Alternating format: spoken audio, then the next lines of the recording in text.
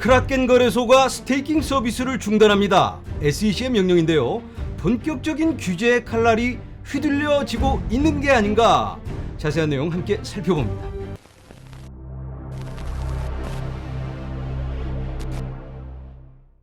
안녕하세요. LA의 비트쇼입니다. 지난 며칠간 시장이 굉장히 불안한 모습을 보이고 있는데 이놈의 SEC가 이번에는 크라켄 거래소를 잡아뜨리려고 한다. 이런 소식 때문에 지금 시장이 잔뜩 위축되고 있습니다. 온갖 루머가 막 떠돌고 지금 이거 규제한다 그러더니 제도화가 된다 그러더니 결국 이거였어? 하면서 패닉에 빠지고 있는데 뉴스를 한번 살펴보자면 SEC가 어제 크라켄 거래소를 조사한다. 이런 뉴스가 나오면서 시장이 깜짝 놀랐는데 오늘 결국은 3천만 달러 벌금을 내라. 그리고 스테이킹 서비스 당장 중단해라. 이런 명령을 내렸습니다. 스테이킹 서비스라면 거래소에다가 코인 맡겨놓고 이자를 받는 거잖아요. 거래소 스테이킹이란 그런 건데 여러분들도 스테이킹 많이 하고 계시죠? 바이낸스에 보면 뭐 30일짜리, 60일짜리, 90일짜리 막 이렇게 여러 가지 상품들이 있는데 그런 겁니다. 그런 거 하지 마라. 이자 받고 뭐 이런 거는 미국에서는 이제 좀 힘들어질 것 같은데 이게 어떤 의미가 있을까? 자, 그런데 크라켄 거래소가 예전부터 SEC한테 좀 반항하는 모습을 보였습니다. 작년에만 해도 SEC가 이런 코인들은 증권이야 라고 발표를 했었죠. 그래서 코인베이스는 부랴부랴 막 상폐를 시켰는데 크라켄 거래소는 우리는 그런 계획이 없다. 상폐시키려는 계획이 전혀 없다. SEC가 증권이라고 한 뭐 그런 토큰들 우리는 그렇게 생각하지 않는다. 증권이 아니기 때문에 우리는 상폐할 계획이 없다라고 살짝 개기는 모습을 보였습니다. 그런데 개기는 자의 최후가 바로 이런 걸까요? 결국은 벌금 내고 3천만 달러 스테이킹 다 이제는 금지하도록 오늘 무릎을 꿇는 모양새를 보이고 있는데 이거 좀 안타까운 모습인데요. 어제 브라이언 암스트롱이 이런 트윗을 올렸습니다. SEC가 스테이킹을 미국에서 다 금지를 시킬 거라는 그런 루머가 있는데 이게 진짜인지는 모르겠지만 만약에 이게 사실이라면 이건 정말 아주 좋지 않은 테러블이다. 테러블. 이런 나쁜 길로 미국이 가고 있는 건데 이걸 만약에 허용을 한다면 절대 안 된다. 큰일 난다. 스테이킹이라는 게 암호화폐 혁신에서 굉장히 중요한 역할을 하고 있습니다. 코인홀더들이 노드를 만들어서 네트워크에 참여를 하는 거죠. 그래서 확장성을 늘리고 보안을 강화하는 그러한 역할을 하고 있는 건데 이걸 못하게 한다면 혁신이 퇴보할 수밖에 없는 그러한 상황이 될 것 같은데 스테이킹은 증권이 아니다라고 여기저기 자세한 내용 이런 문서들이 나와 있긴 합니다. 화면에서 보시는 이 자료는 이더리움이 왜 증권이 아닌지에 대한 설명입니다. 지분 증명이라고 해서 증권이 되는 건 아니다라는 그런 내용인데요. 굉장히 심도 있는 자료이기 때문에 영상 아래 링크를 남겨놓도록 하겠습니다. 관심 있으신 분들은 한번 확인해 보시기 바랍니다. 자, 그리고 우리가 새로운 기술을 장려하고 발전할 수 있도록 도와줘야 되는데 딴지를 걸고 소송을 통한 규제 뭐 이딴 거는 안 된다. 벌써 입증된 게 아니냐. FTX 사태를 봐라. 명확한 가이드라인을 주지를 않으니까 회사들이 자꾸 해외로 빠져나갑니다. FTX 바하마로 가버리니까 지금 컨트롤이 안 되고 있습니다. 명확한 규제가 있었다면 FTX가 미국에서 자리 잡고 있었으면 바로 가서 때려잡고 감옥에 집어넣을 수가 있는 건데 이 샘 배크맨프리드가 바하마로 가서 그냥 돈을 이리저리 빼돌리고 딴짓을 자꾸 했었잖아요. 그래서 명확한 규제가 필요한데 이건 아니지 않냐. 스테이킹을 막아버린다니. 저도 이걸 보고 깜짝 놀랐는데 이게 사실이면 정말 큰일 나는 겁니다. 저도 미국에서 스테이크포를 지금 운영하고 있잖아요. 슈와플. 에이다는 셔에게 맡기자. 그런데 여러분들 스테이킹이 뭔지는 정확하게 이해가 되시나요? 자, 제 구독자라면 스테이킹에 대해서 정확하게 알고 있어야 됩니다. 스테이킹을 모르는 사람하고는 얘기가 안 되는 거예요. 자, 복습하는 차원에서 한번 스테이킹이 뭔지 살펴보도록 하겠습니다. 제가 에이다풀을 운영하고 있기 때문에 에이다로 예를 들어봅니다. 카다노 블록체인이라고 하겠습니다. 그러면 당연히 이 컴퓨터가 한 대 있어야 되겠죠. 이걸 노드라고 합니다. 이 노드에 블록체인 프로그램을 다운을 받아서 여기서 돌리는 겁니다.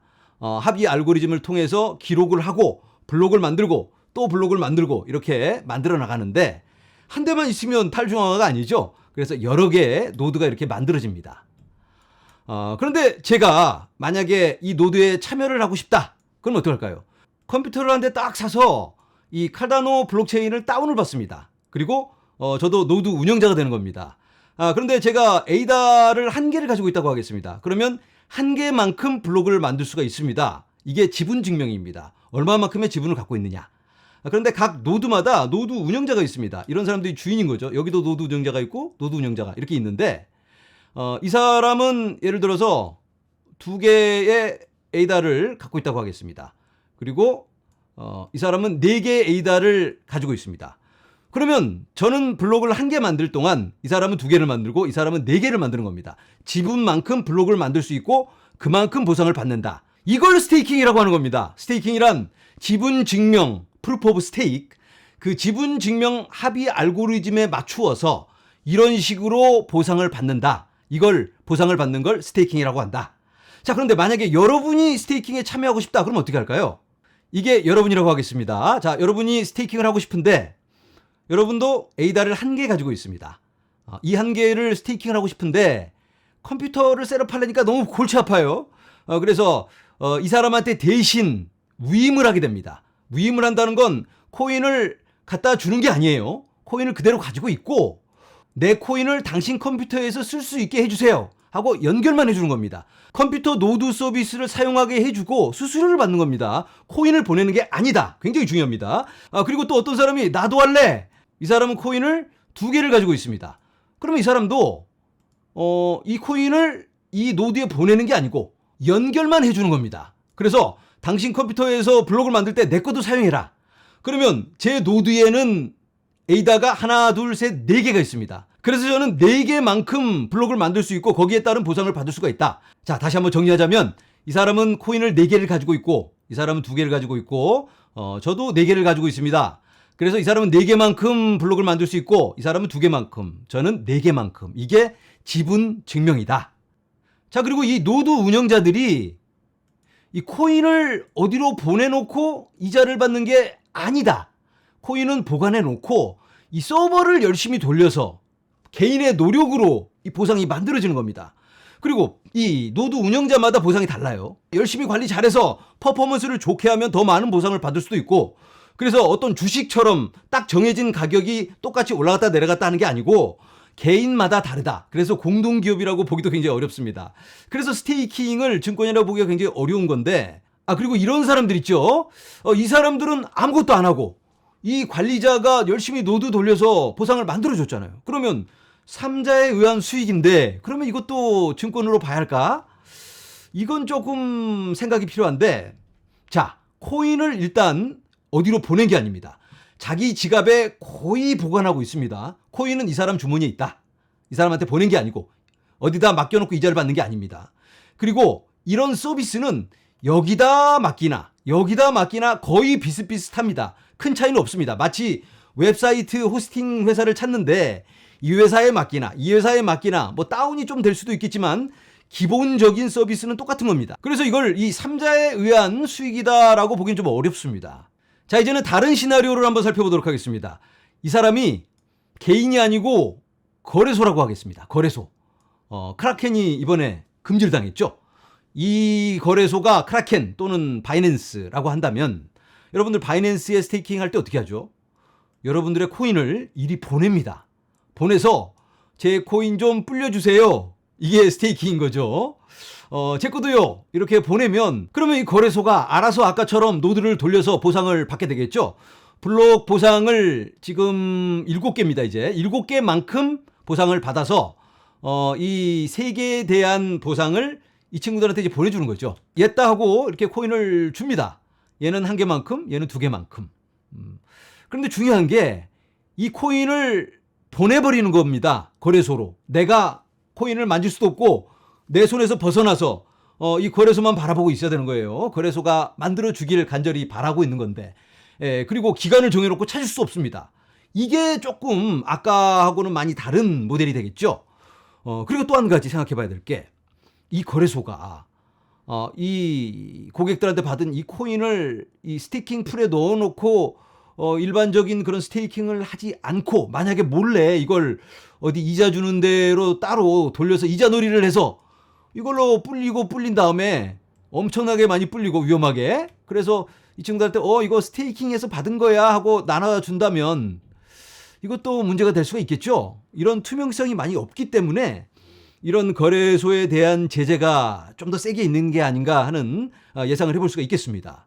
자, 여러분, 이제 스테이킹에 대한 이해가 되셨죠? 이 브라이언 암스트롱이 우려하는 스테이킹을 금지한다는 루머, 이게 개인들이 운영하는 모든 노드를 금지한다는 건지 거래소만 금지한다는 건지 이걸 우리가 아직은 알 수가 없습니다.